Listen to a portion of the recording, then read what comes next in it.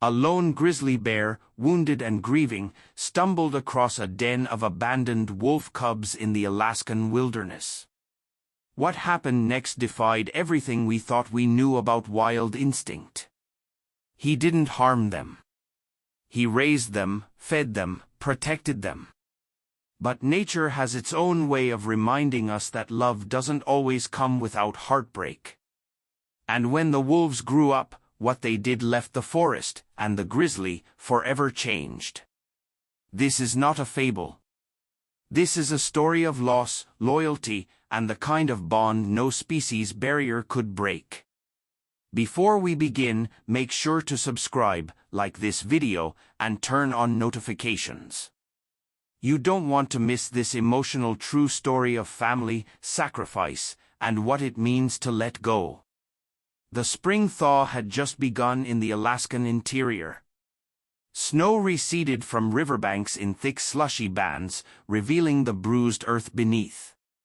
The spruce trees, still heavy with frost, whispered as wind moved through their branches.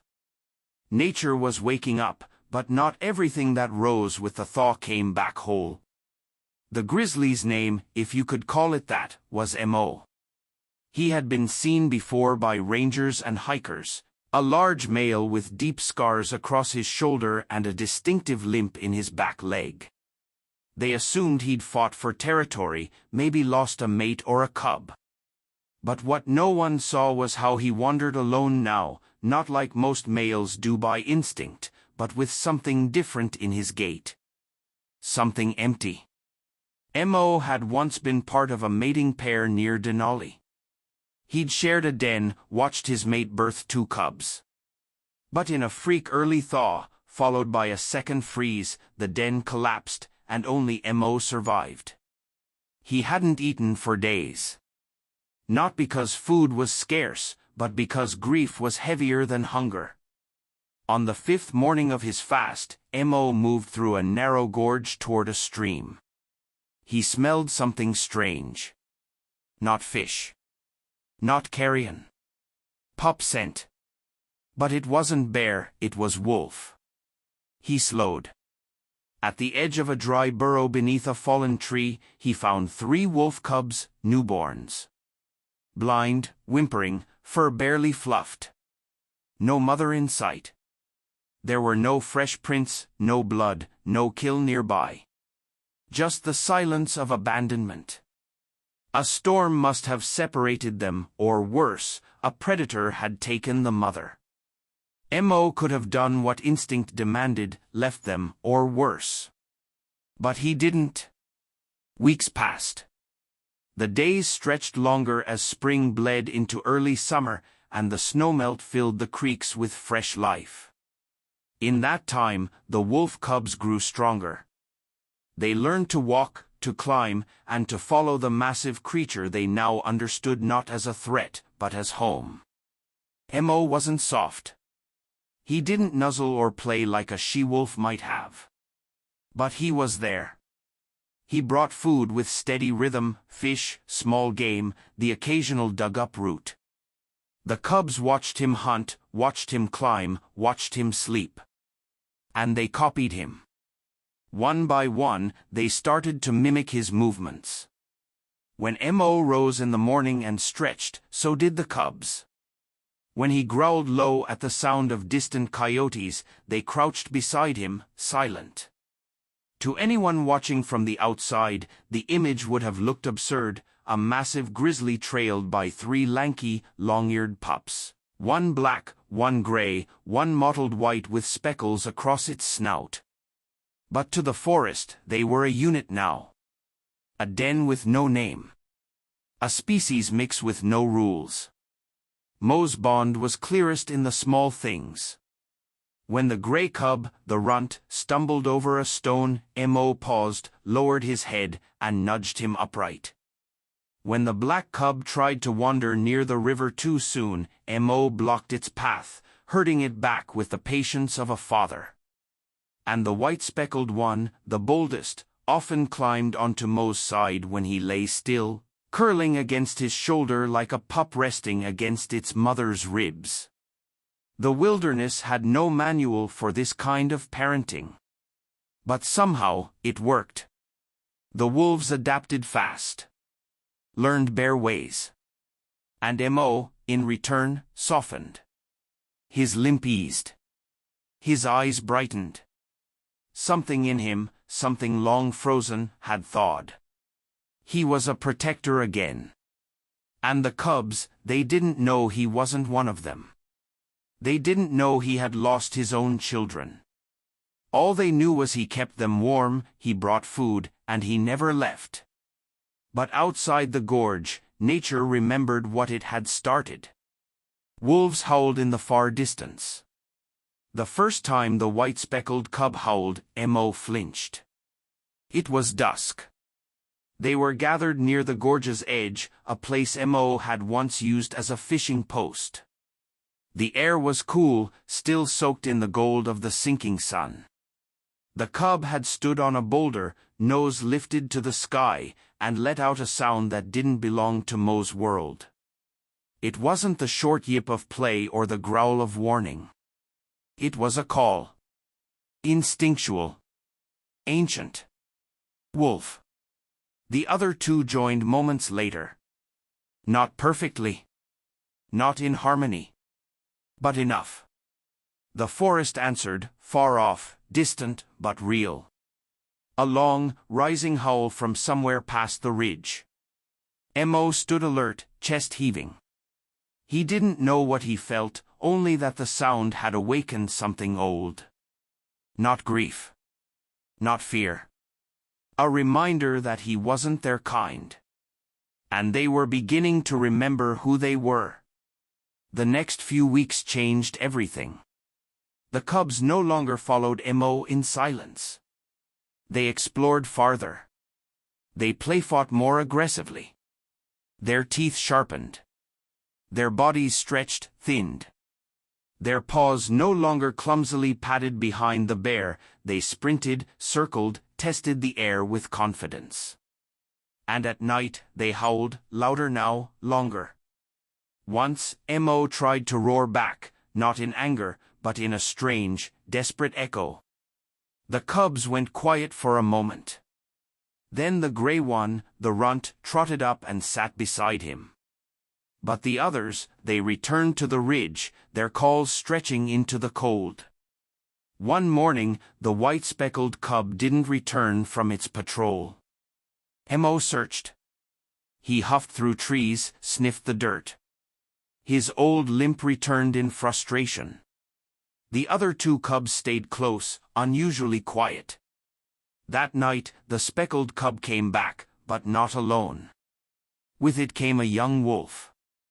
Mo woke to stillness.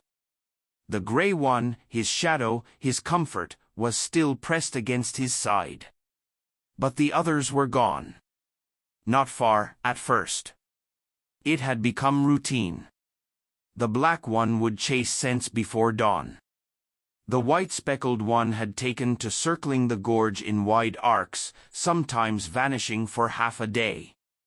But they always came back. Until that morning, they didn't. He waited. Not with panic, but with the uneasy stillness of someone who knows, deep down, that something has changed. He paced. He huffed. He sat at the ridge where the white one had howled and stared into the trees. Nothing. The sun rose high. Still nothing. The gray one, restless, weed for the first time since it was a cub. It circled the den, sniffed their usual tracks, then returned and laid its head on Mako's paw. The bear didn't move. He just stared at the empty trail. By dusk, Mako knew. He stood slowly, the weight in his joints heavier than usual. He began to walk. The gray one followed. They found the black cub's tracks not far from the eastern slope, but another set overlapped them, wolf. Larger. Adult. A small group moving as one. No sign of struggle. No blood. Just departure, a leaving that didn't feel like betrayal, only nature calling its own home. Mako turned back toward the gorge. But the gray one didn't. It stayed. It pressed its shoulder into his and made a soft, low sound, a cross between a whimper and a growl. It wasn't ready.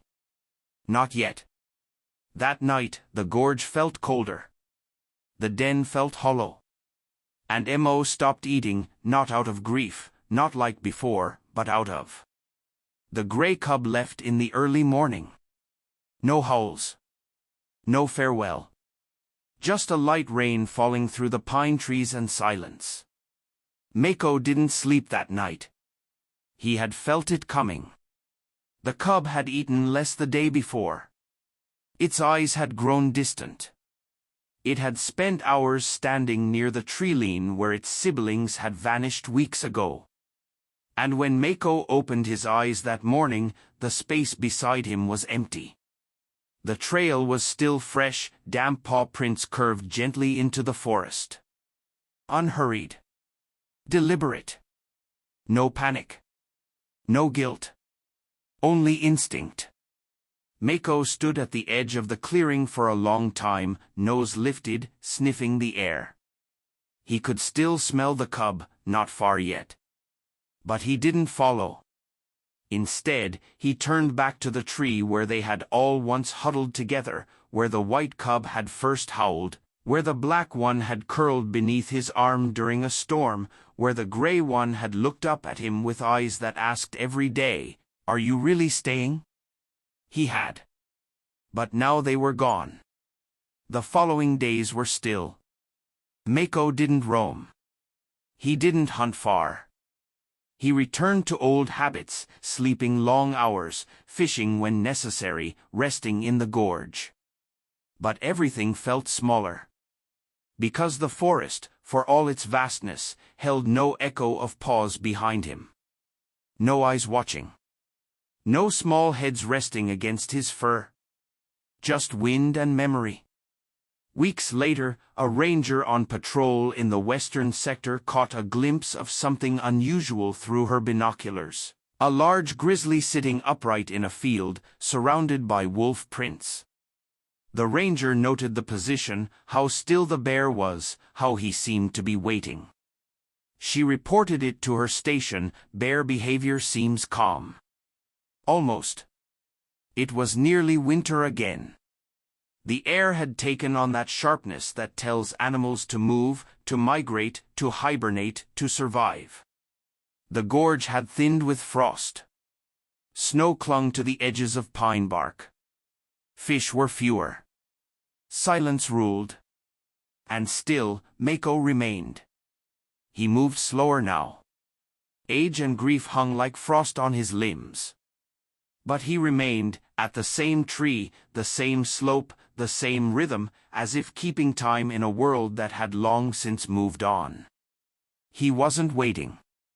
Not exactly. He was simply there. Then one morning, the wind shifted, carried a scent through the woods. Familiar. Impossible.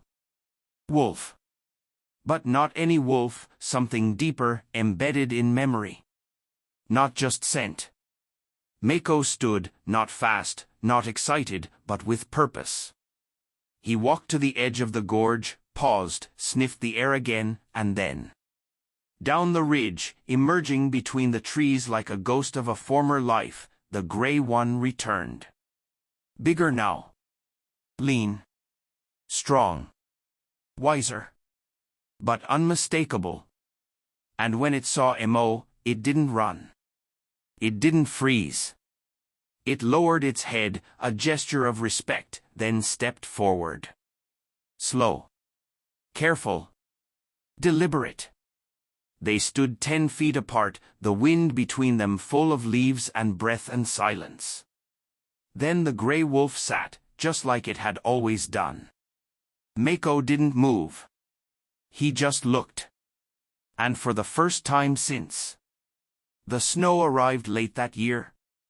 But when it came, it blanketed everything, the gorge, the trees, the old den beneath the leaning pine. Mako had grown slower. He no longer hunted far. no longer chased. But he was not weak, just at peace. For the first time in years, the forest around him wasn't a reminder of what was gone, but a canvas where they had once been. He could still feel it, the white-speckled one's first howl by the boulder, the black one's bark echoing through the canyon, the gray one sleeping against his chest during a storm.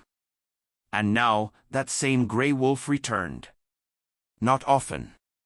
Not every day. But enough.